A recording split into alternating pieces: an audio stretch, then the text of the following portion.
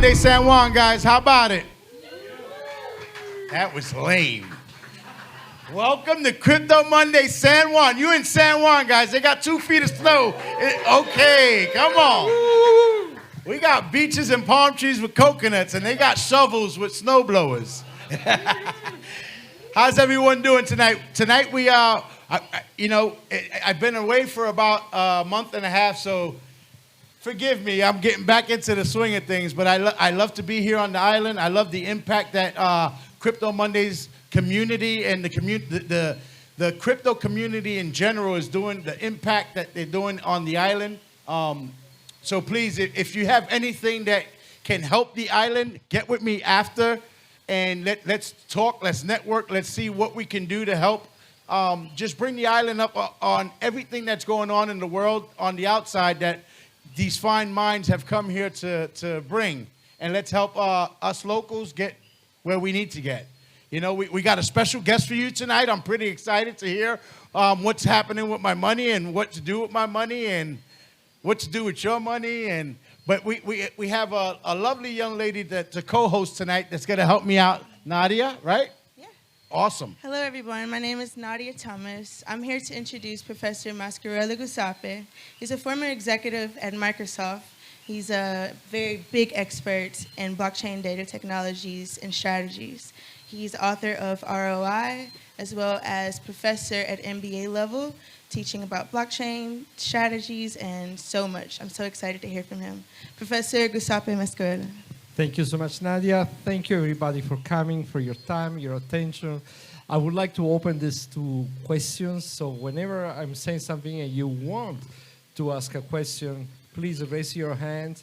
This is not me here preaching. It's serving you in one of the most challenging topics. I mean, right now, the crypto world is having a downturn. It's winter for crypto. A lot of people are wondering, what do I do? And so let's have a conversation about risk. So is risk something that we want to avoid? Is risk something terrible? Well, risk actually is the essence of building wealth. No risk, no gain. When I was at MIT, my professor in entrepreneurship was like, if you see a project with risk and uncertainty, that's an opportunity. If there's no risk and uncertainty, it means somebody else made the money, you're the sucker. Get the hell out of here. So risk is essential. The thing is, how do we make risk work for you and not against you? That's why tonight I have the pleasure to introduce the concept of asymmetrical risk. Basically, asymmetrical risk means if things go wrong, the downside is smaller than if the upside if things go right. We will go in more details about that. So the key question is, how do we create asymmetry? Because if you go to a casino and you bet your 1 Bitcoin on red or black, is this asymmetrical? No. You have almost 50-50, and therefore you are pretty much gambling. The worst is when you play other games where it's not even 50-50 almost, but it's even worse. So investing and building wealth is everything but gambling. Now, this isn't financial advice. Oh, you're right. Right. It's not financial advice. This is not financial advice. Yes. So please. This is coaching and teaching the Yes. science of investment.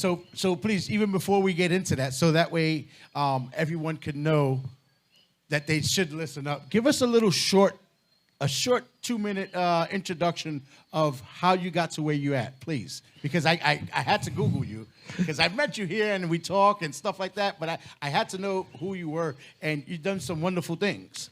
Thank you. Well, as investor, since the 90s, I was taking classes anywhere, online, at the University of Washington in Seattle, for my peer Microsoft. It's about learning, getting information, practicing. And practice is the mother of skills. So After you practice and you make right, sometimes you have a bad experience, you learn the lesson, and you become stronger. So every time you learn a lesson, you become stronger and take the lesson learned. Over time, I was able to get an opportunity to teach at the MBA level at the Atlantis University in Miami. And then you are surrounded by people that, for job, they do financial investment analysis and so on, and you compare A lot of notes. smart people. Oh, yes.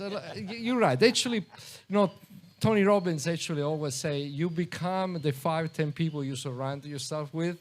And I was blessed and lucky enough that both at Microsoft, I had amazing colleagues, or at least I surrounded myself by amazing colleagues. And after Microsoft, I had the opportunity to meet some of the most powerful, successful people in the world, including the community in Puerto Rico. Let's be honest. The people we are here are not only successful, but we are agile. We have the flexibility to move where there is opportunity. This island is full of opportunity, is also tax-free, and the people that have this attitude to look forward to optimization and opportunity are here, and they're here tonight, they're here watching online, and that's the It's way. amazing the community that we have. That's what I opened with, the beautiful mindset of the people that have come to this beautiful island. I mean, we have some really world influencers that are here in Puerto Rico. So I mentioned Tony Robbins. So what I'm talking about, a lot of this is in this book, Unshakeable, by Tony Robbins. If you don't know, Tony Robbins is one of the top leadership trainers in the world right now. And he wrote this book after interviewing the people like Ray Dalio and the most successful people in the financial world. And one thing that they discovered is that any strategy based on timing the market doesn't work. Historically, the people that try to time the market means sell because the market is about to crash, buy because the market is gonna, they go right 1, 2, 3 times, but there is always a time where you lose everything you have made before. So every investor that has tried to time the market never outperform Ray Dalio or the people like the Dalio. They believe in another strategy that is portfolio allocation and asymmetrical risk. And that's what we're going to talk about. We're pretty much talking about a lot of what Tony Robbins talked about and what I implement for my portfolio and for my clients. I have clients all around the world where I pretty much consult on a regular basis and I help them manage their wealth to the best of it. That is So strategies and trends is what we're going to talk about tonight. Yes. So if timing the market doesn't work, asymmetrical risk is the only golden rule. What is asymmetrical risk? So we went through the concept of risk, that is the essential factor to build wealth. Now, how do we manage risk to our benefits? So there is several layers. The first, you need to define what is risk, what is in scope. So right now, you're the risk that a nuclear bomb will hit here and we all die in a few seconds. But do you want to put this in scope? No, it's something like so little, so unlikely, not related to this, that it's not in scope. But it's a risk, especially now that Putin wants to bomb something. So first define what is in scope. The next level is create a strategic assumption. It all starts there because intelligence and knowledge creates asymmetrical risk. Means the capacity to say, in the worst case, the downsides is way smaller than the upsides. How to create a strategic assumption? Strategic assumption has 3 elements: insight, analysis, and trends. And the 3 is an ecosystem. The insight is you go to a conference, you read something on Telegram, on Discord, or you have a friend of a friend that is the controller of a company. Always a friend. There's always a friend, yeah. And the insight is that Phantom Project and Tom Staking are being taken over by an amazing team of genius, high-performance people, and it's time to add the Phantom to your network. So there is an insight, some news coming from somebody you trust, from an analyst and things like that. The next thing you need to compare the insight is with the trend. The trend is important because even if the insight is right, if the tide is going down, all the boats will go down. If the tide is going up, all the boats will go up. If you have an insight, but the trend is downward, you really are not at the right time to invest that. You need to reconsider that. That's the second element. The third element is analysis.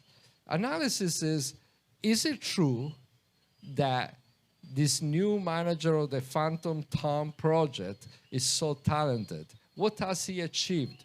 Who are the people around this person? Is it a rumor or is it a reality?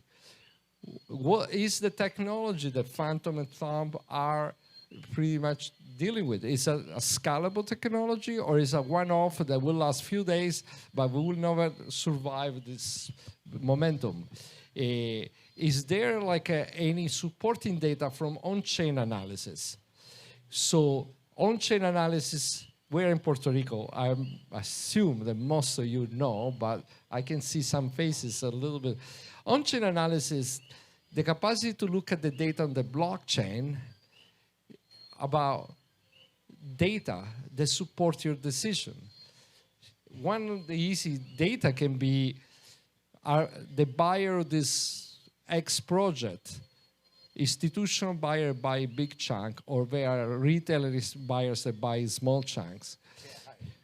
Yes. And what is the day spent? Means, do those people buy to sell within the same day, within a few days, opportunistic? Or the days spent are big, therefore those buyers are hodlers, means they buy, they hold. And that kind of information tells you also about volatility, tells also about the uncertainty. I would say that if institutional investors are in and the days spent are very long, this means that very likely the resilience of the owner of the project is so high, for which if you get an adversity, some bad news, Elon Musk tweets, Phantom is blah, blah. If you have resilient investors, very likely you will weather the bad news and everything will continue to be as good as it's supposed to. Yeah. Hello, 1, 2, mic check. Mic check. So you have to do your research. Absolutely. Information and intelligence, not only information, but the capacity to use information to your benefit, it creates asymmetrical risk. That's why you are here today, because information and intelligence creates this capacity to create wealth. It's asymmetrical risk. I mean, most of the most successful, Ray Dalio is number one. It's all about asymmetrical risk. So I'm assuming that everybody here thinks that you have all the information about what's going on in the market right now. Am I right? Shout out to Microsoft. So what's going on, and do you see a pattern that we should be worried about? Should I sell all my Bitcoin now, or what's going on? You see, that's exactly timing the market. The market is bad, freak out and sell. That's what asymmetrical risk is not about. Very emotional. Yes, asymmetrical risk is using information to have a strategy and sustain. Because if you have a strategy and you use it for a long time, your wealth will consistently grow. If you change directions, you never go anywhere. It's like if you're trying to sell and you keep changing directions, you will never get to where you want. You need to have a clarity on where you're going. So going back to, I was talking about insight, trends, and analysis. And if the three are aligned, you have a strategic assumption. You can deploy capital. The question is, and I know he was asking me this before, is like, what happens if you have an insight from somebody that is smart, great, but the trend is not there. What do? Or the analysis, those are called hallucinations. If the three elements... Smoke and mirrors? Yes.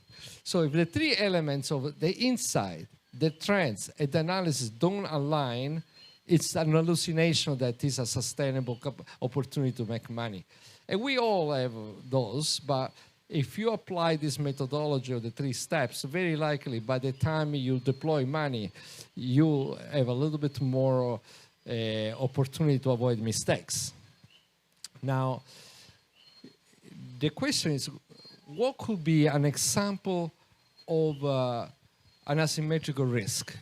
And here comes disclosure. This is not investment recommendation. No financial advice. No financial advice. This is purely lecture and sharing. So I'm not advising to buy the things I'm going to talk about, but I role play on this. So let's look at Bitcoin right now. Bitcoin is store of value. It's not definitely the capacity to create an economy with transaction and a new business model. It's pure passive store of value, the equivalent of what gold has been for many years. Now, if Bitcoin from our $45,000 goes down, can it really go to zero? And vice versa, can Bitcoin go to 10 times, $40,000. Is this one of the case? Well, we've seen government entering, institution voting on the board of directors that they need to take a position on Bitcoin. So we know by a fact that big institutional money are slowly moving into Bitcoin.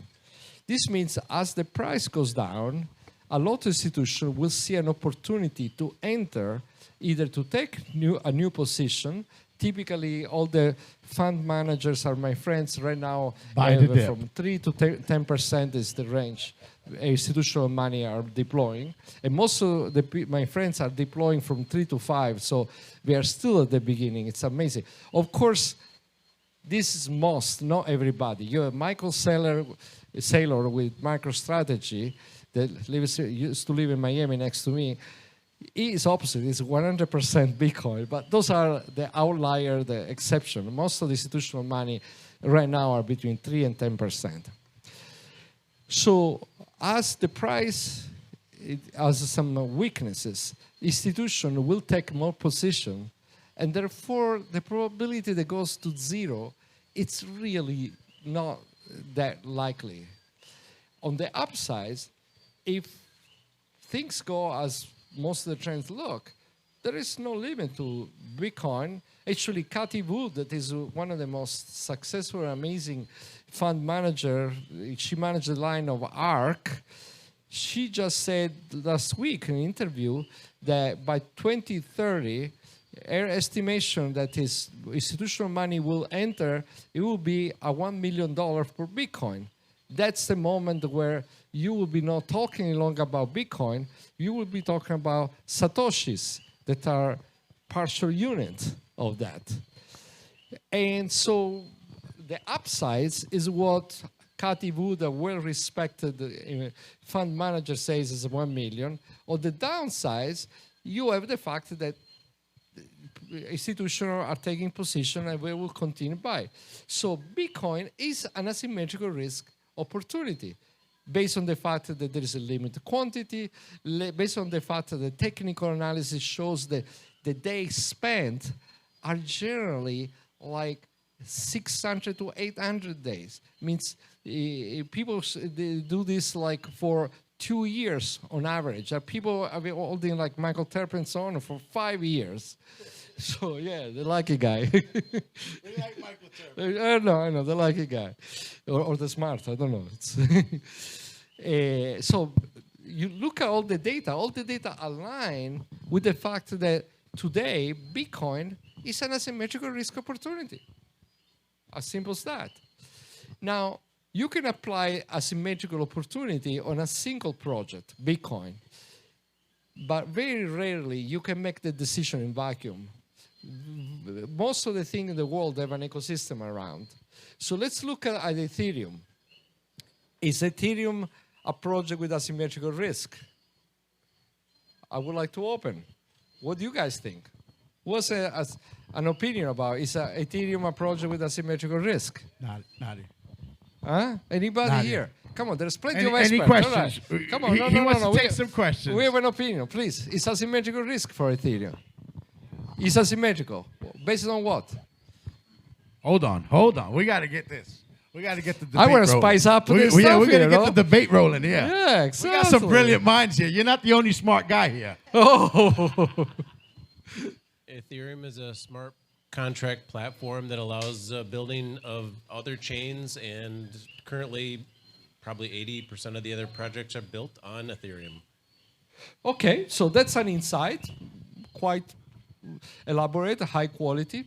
How about Ethereum 2.0 rollout fails, Ethereum are lost, people freak out. What is going to happen? Sorry? Opportunity to buy. Buy the dip. Buy the dip. But at the same time, there's going to be a lot of panic. And I would say that there is going to be, just for the sake of the argument, okay, I'm not, I'm an Ethereum supporter. And people will start using Solana and the competitors. So failure of Ethereum 2.0 upgrade might make the fortune to Binance, Solana, and the competitors. They actually are already flocking there. So how do we create a well-thought asymmetrical risk around Ethereum, knowing that Avalanche, Solana, Polygon, there are amazing projects that are really competing with speed and price, and Ethereum is going slow. So you create a pool where the choice of the group of investment, the pool of investment, creates an asymmetrical risk. So the strategic assumption is that if Ethereum 2.0 goes well, all the things you told are true, and Ethereum will go 10 times. But if that event happens, the upgrade, that is a very complex upgrade, upgrading hundreds of thousands of nodes that you don't control, that belongs to somebody else, it's a piece of art in computer science. And I have a lot of respect if this succeeds. So what is going to happen? People are going to buy competitors, Solana, Avalanche, Polygon. Well, how about we create a pool of investments that if Ethereum fails, I also own Solana Avalanche, for which, in any case, I'm a winner. That's asymmetrical risk. When your smart decision creates a pool of investment that you are not going to lose, because if you move from one to the other, there will be the same or other example and so on. So I encourage everybody, when you take this position, to really think like, if I buy this project, what other token do I buy to balance risk? Another symmetrical risk is, will all the value-added application on the future, from metaverse, DAOs on, be built on layer 1 Ethereum, or will be built on layer 2, layer 3, Polygon, and the other environments? Have you heard of waterfall? Have you heard of waterfall? Waterfall. I'm not sure what is a waterfall, but this is something you like. So the way you do is, there is a strategic assumption that people will continue to write on layer 2, Solidity on Ethereum, and use EVM, Ethereum Virtual Machine for the rest. That is an assumption that I would say is questionable, because I can see so much value-added application being written on higher layers, and so many services on higher layer, and there is a chance that people will say, like, why should I write software on microprocessor level, layer 1 in computer, when I can write software on top of Windows? And so I would say that another pool can be to buy in tokens that are diversified across layer 1, 2, 3, and 4. So if the current trends to write on layer one. I mean, the NFT are mostly written on against Ethereum and a lot of things, but we're seeing on DAO, for example, this is starting to change with certain environments, in metaverse especially. So how do I buy projects that are balanced across the 4 layers? So if one layer becomes the dominant, that I would expect is going to happen sooner or later, I am not penalized by the fact I bet everything on layer 1. So those are the kind of way in which you get a pool with asymmetrical risk. You have a question? Okay, thank you so much. So diversification is super, super important. I see crypto very much like Pokemon, kind of like got to catch them all. And then also diversifying across different levels and different layers. So if you're going to have a Solana, you might as well have an Ethereum, might as well have a Polygon, might as well have a Bitcoin. Why just have one? Good question. So, yeah, very good question. So you hear a lot of people, especially financial advisor, you got to hire me to diversify. I am on the school of Warren Buffett. You know what Warren Buffett says about diversification? When you start diversify and invest things that you don't have a strategic assumption, a complete understanding, you're better off if you go to the casino, play roulette, at least you get free drinks. So, exactly. So, diversification, yes, but with moderation and with asymmetrical risk. The golden rule is asymmetrical risk, not diversification. I've seen plenty of investors that in the voice of diversification start buying things they don't know. A lot of my clients in the crypto world, they have bought in the last 3 or 4 years tokens they don't even remember they have, just to diversify. That it's not diversification, that is squandering. If you diversify, you decide what is the size you can handle. Human being typically can handle 5 plus minus 3, 2. So it means from 3 to 7. So my recommendation is diversify to the extent that you can still track, monitor, and act. Do not diversify to the extent that you're buying things you don't even remember. Don't overwhelm yourself and lose it in the shit coins. Or and all that. having tokens in some portfolio on Gate.io. I mean, my client last week, and he didn't even remember it. Forget the passcodes, forget everything. Yeah, exactly. So, So real quick, I know you can't give financial advice. I know the predictions aren't real. People really can't tell, when this is going to go, when this is not going to go. But as the market is very volatile right now, what do you think this is your opinion, what do you think the next 6 months will look like? again, timing is the wrong thing to do. It's not about the 6 months. It's what Ray Dalio, Tony Robbins, and all the successful people invented is about portfolio management and asymmetrical risk. If you really can't manage the psychology of the investor, that's the number thing you need to do in your life. The chokehold, the limitation to a successful investor entrepreneur is his psychology. You need to manage your mind to grow the wealth. Your emotions. Yes. You definitely, your emotions is what's going to predict your actions. Exactly. So read a book, Unshakeable, look into asymmetrical risk, and find tools. I want to share another tool about symmetrical risk, and I want to open to questions. So we talk about asymmetrical risk in Bitcoin, Ethereum versus alternative in case the strategic assumption that the upgrade to Ethereum 2.0 will go right. We talk about the other strategic assumption that might not be right, the software developer will create a value-added application on layer 1 Ethereum versus more advanced environments. The third tool I would like to encourage you to consider, just to give you, open your mind to the opportunity to seek and hunt for asymmetrical risk. There are the equivalent of what in Wall Street is called ETF, that are smart contract investment fund. One of my favorites is called C20. C20, I think it's based in Singapore. They own the top 20 cryptocurrencies.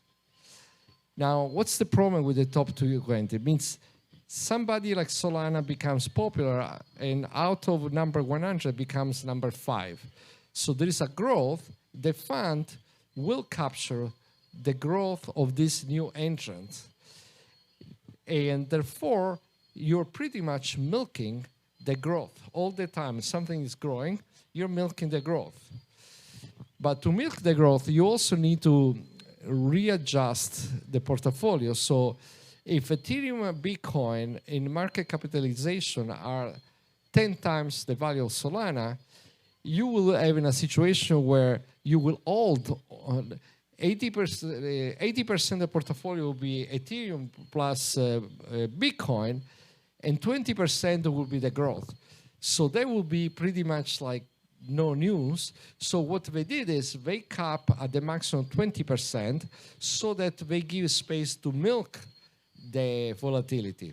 So the asymmetrical risk is that the growth happens only on two, Bitcoin and Ethereum, and the other don't grow. At that point, you have a downside because you've lost the opportunity to capture that. But if you make an assumption that this market is a market where innovation is coming fast, creativity is coming fast, and DeFi is taking over, and metaverse is taking over, therefore there's new entrants and so on, and you make the assumption after checking market trend analysis, then you want to own C20 that tells you, forget about Bitcoin and Ethereum, you have them outside this portfolio. Let me give you a pool of token that will milk the assumption that DeFi and the constant innovation is coming crypto, because crypto is all about innovation. At that point, you will see the amazing results. I think that since I bought it, C20 has made at least 300%.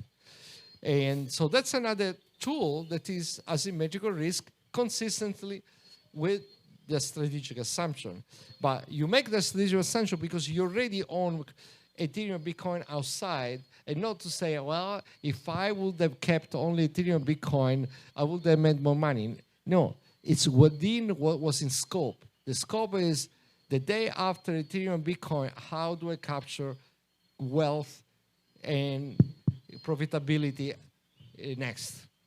All right, so let's get the ball rolling. Let's put them in the hot seat, guys. Let's open it up for questions. Anybody got any questions for the professor?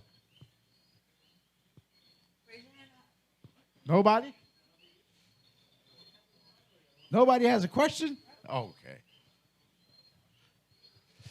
I think you might want to be in the audience so the people... Hello, everyone. How you doing? Professor, question.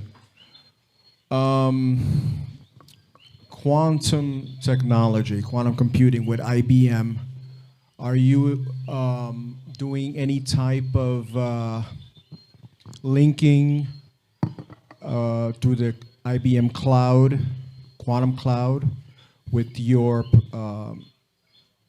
systems or with your work? Are you utilizing the IBM quantum cloud system? Okay, so this is a very large question with many possible answers. Let's bring this to the topic of this lecture, that is investing and asymmetrical risk. So there's no doubt that quantum is the future of computing. It's finally going beyond the 0-1 of digital, and therefore a strategic assumption can be quantum is here to stay. The second part is IBM quantum, you asked. Now, let's look at apply the methodology. The insight is IBM, somebody in your circle of influence, your research, told you that IBM is doing something amazing on quantum. It's inside.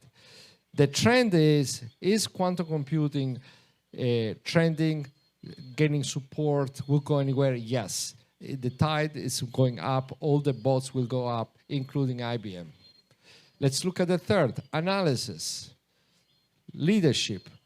As IBM a track record of delivering at the same speed of Google, Facebook, and Microsoft, or IBM has proven in the last 5 years that they can't get their shit together.